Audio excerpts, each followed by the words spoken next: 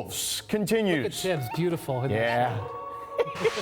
Jimmy Butler's been excused from Media Day today as the team seeks to accommodate his trade request, while head coach and team president Tom Thibodeau is hesitant to trade Butler, according to Woj.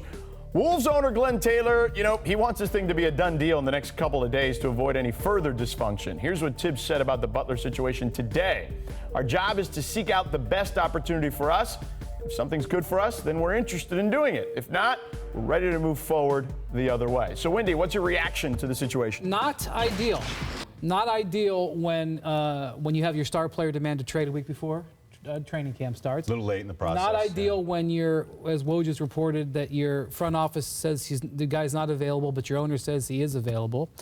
And really, really not ideal when this is now multiple times this has happened in this franchise under this ownership. Yeah. Where we've had star players demand trades. And there's a reason why Tibbs doesn't want to make a deal. Because he knows that in all likelihood, they're probably not going to be able to replace Jimmy Butler. Whatever deal they make, the guy who's coming back or the guys who's coming back probably will not be able to contribute the way he did, and that's why he doesn't want to do it. Ryen, they have to trade, though, for guys who are ready, right? You can't be trading for prospects in this situation. This is such a difficult situation because it's so late, and because the dynamic that Brian just points out is that, and you're going to have more and more owners with the money they put up. Granted, Taylor's had this team a long time, but more and more of these owners are going like, thank you for being GM, thank you, for being the president, but like, I'm calling the shot here. Yeah. And Tibbs is sitting there thinking, well, I want to win. I want to win this year. I don't know if I'm long for the franchise, so I'd like to keep Jimmy around. And ownership is clearly like, no, look, if you're not part of the long-term plan, we need to move on from him. But if you're trying to move on from him at the end of September, and knowing that when you trade him with only 1 year left on his deal, that the team trading for him isn't just trading for Jimmy Butler, you're trading for like a $200 million bill. Yeah. This is really unique because I don't know what you're going to get back, and especially when it's Butler saying it's only a handful of teams. So this is, whatever comes back on paper, you're going to go, are you serious? This is the best you could do? And right. It will be probably the best they can do. And they don't want to trade him.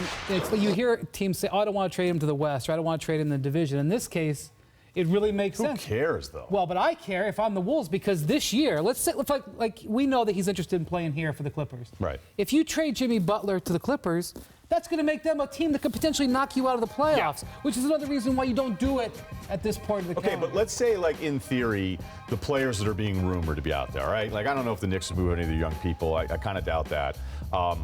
Steve Mills already said they're not trading for a guy that's going to be a free agent. Well, just because they say it doesn't mean so. But the Clippers, we're talking about two guys at the end of the lottery, all right? So, like, say you liked one of those guys. I would rather do that than this Miami debacle, where if you're actually moving Butler and Gorgie Jang, just get off of Jang's money, and bringing back Whiteside at $50 million plus next 2 years, you should fire yourself. Like, you can't trade for Whiteside. And when you hear that kind of stuff, you go, well, I don't care if I'm moving him. Like, I would rather get bumped out of the playoffs for maybe a year and get the young player that I like more than moving him to the East. Tell that to Tom Thibodeau. Because Tom Thibodeau doesn't think 3 or 4 years down the line. Right, he wants right now. Well, especially when we don't know that he's going to be there any longer. But Ryen brought up a really good point. Some of these teams that are interested in Jimmy Butler are interested in him as a free agent a year from now, where they'd give him a 4-year contract. Right. If you're going to bring in Jimmy Butler in a trade, not only are you giving up assets for him, in other words, pieces that you're not going to have a year from now, but he's going to really want you to give him 5 years and $190 million, as you said.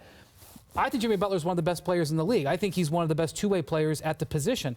He's 30 years old, who's played a majority of his career for Tom Thibodeau. So if you're the Miami Heat and you're thinking of trading for him, and you think, as you say, I'm not so sure I'm cool with giving him a 5-year, $190 million contract. I might be much more comfortable with giving him a 4-year, $150 million deal in 9 months from now. But that's why this is, as you said, complicated.